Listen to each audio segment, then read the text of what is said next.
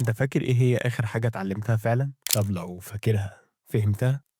بالضبط كده، أنت مش فاكر أي حاجة. السلام عليكم ورحمة الله وبركاته.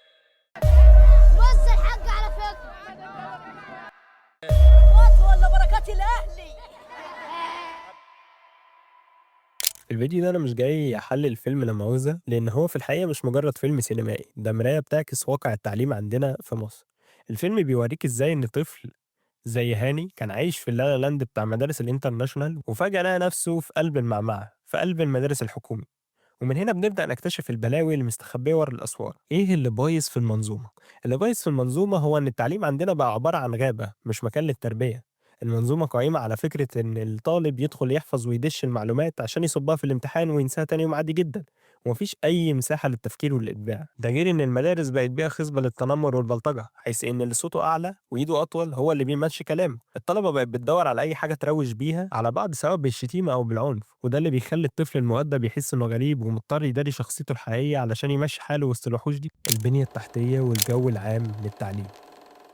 البنية التحتية في المدارس بقت عبارة عن حمامات غير آدمية وحيطان متهالكة وسباكة في الضياع، وده بيخلي الطالب يحس إن المدرسة مكان يسد النفس مش بيئة تعليم صحية وآدمية. أسلوب التدريس عندنا قايم على الحشو والمناهج العميقة والمدرسين ما بين الضعيف والمستبد، وده اللي بيقتل روح الإبداع ويحول الطالب لروبوت حافظ مش فاهم. الجو العام مسيطر عليه التنمر والبلطجة والتمييز الطبقي والديني الواضح، والنتيجة هي ضياع الانتماء واضطرار الطالب إن هو يتجه للتدجين، يعني إن هو يتجه إنه يحاول يبقى زيهم عشان يتأقلم. مين اللي بوظ المنظومة؟ الموضوع مش وليد الصدفة، ده نتيجة تراكمات من سنين الإهمال والتعامل مع التعليم كأنه قشرة مش جوهرة. إحنا عندنا هواية وهي هواية تغيير أسماء المدارس. يعني في الفيلم لو جينا بصينا هنلاقي إن المدرسة اسمها اتغير لكذا مرة: الملكية، قومية، المستقبل، عمر بن الخطاب. الاسم بيتغير بس الواقع هو هو، كأننا بندهن البيت من بره والأساسات مسوسة. الأسماء بتتغير لكن الأحوال زي ما هي، بل بتزداد سوء. ففكرة إن إحنا بنغير اليافطة بس بنسيب المناهج والسباكة والشكل العام للمدرسة والنفسية الوحشة للطالب، فده مش تطوير. كمان الفجوة الطبقية الرهيبة اللي خلت فيه عالمين في مصر: الجزء اللي بيتقال عليه مصر والجزء اللي بيتقال عليه ايجيبت. الجزء اللي بيتقال عليه مصر اللي هو ظهر في اللون السيبيا، اللون البني الغامق، وجزء ايجيبت اللي ظهر باللون السماوي، وده خلى ان الاتنين مفيش بينهم اي جسر تواصل، وده بيخلي المجتمع مفصوم والتعليم جودته مرتبطة بجودة ولي الامر، يعني جودة الحياة اللي انت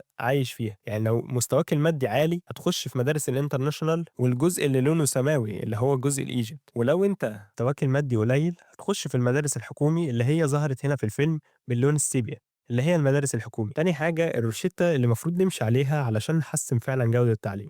عشان نخرج من الجو ده احنا في حاجة محتاجين نشتغل عليها، وهو التغيير جذري للعقلية، عقلية الطالب وعقلية ولي الأمر وعقلية المدرسين نفسهم. أول حاجة لازم نبطل المباشرة المفرطة، يعني بلاش ندي الطالب المعلومة بالمعلقة ونقول له احفظ دي. كمان لازم نهتم بحاجات زي الرياضة والرسم وألعاب الذكاء، ودي مش رفاهية، دي هي اللي بتشكل شخصية الطفل وبتمنع عنده البلطجة والعنف. وفي الفيلم هنا مثال على الحاجات دي كانت مثلا كرة السرعة، كانت هي المتنفس الوحيد لهاني في الفيلم علشان يستعيد توازن. نيجي بقى لخطة التطوير التنفيذية، إن إحنا لو مشينا عليها بجد هنلاقي تطور ملحوظ في التعليم عندنا. أول حاجة لو جينا بصينا للبنية التحتية وحاولنا نطور المدارس بتجديد الحمامات والفصول وتوفر بيئة آدمية للطالب تحببه في المكان والمدرسة، ده هيفرق جدا كتير في نفسية الطالب حتى إن هو يكون قابل إن هو يتعلم. لازم نغير المناهج وننتقل من الحفظ للتفكير النقدي والبحث العلمي علشان نبني مواطن قادر إن هو يواكب العصر ويناقش الأفكار. مش لو أنا عايز أطور التعليم أخلي إن الإعدادي يدرس بتاع ثانوي والثانوي يدرس بتاع جامعة، ده مش تطوير. ولازم نحقق العدالة والمساواة بتقليل الفجوة بين التعليم الخاص والحكومي في الجودة علشان نضمن حق التعليم للجميع بغض النظر عن الحالة المادية. في النهاية التعليم في مصر محتاج حد يقطع الخيط اللي بيخلينا نلف في دواير. لازم نبدأ نهتم بالجوهر مش المظهر عشان نطلع جيل بجد قادر يرفع راسنا، مش جيل كله همه إن هو يعدي السنة وخلاص. وشفنا ده كتير في الطلاب اللي بتسافر بره، زي مثلا الطالب مصطفى مبارك اللي خد 3 شهادات جامعية من جامعة كنتاكي في أمريكا، وده بسبب إن هم بيوفروا بيئة كويسة للطلاب ومبيحسسهمش بالضغط زي ما بيحصل عندنا.